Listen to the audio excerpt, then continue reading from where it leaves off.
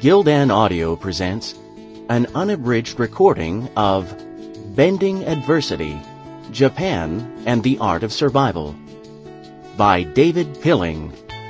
Narrated by Timothy Andres Pabon.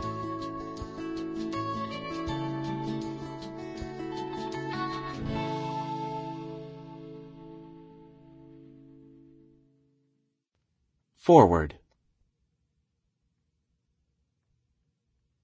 All books come from somewhere.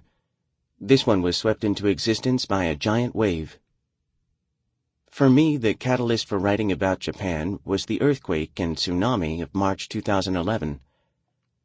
I had lived in Japan as a foreign correspondent from 2001 to 2008, and had often thought about writing a book back then.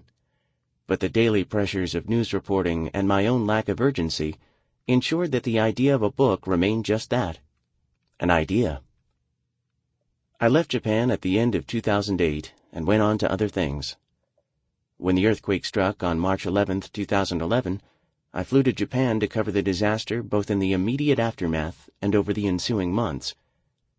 The scale and horror of the catastrophe, and the way the Japanese sought to confront it, provided impetus for an idea that had lain dormant in my mind for several years.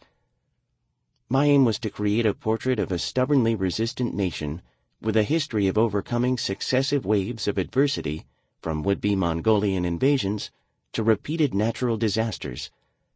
The portrait would be rooted in my own 7 years' experience of reporting and living in the country during a time of economic slowdown and loss of national confidence, but one told as far as possible through the voices of Japanese people themselves.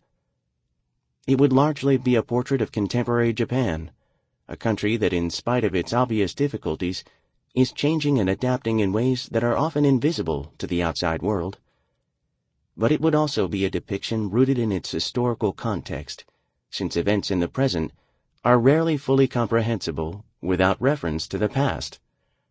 That is certainly true of Japan, where history and tradition are ubiquitous, peeping from behind the endless concrete of what can seem one of the most relentlessly modern urban landscapes on Earth.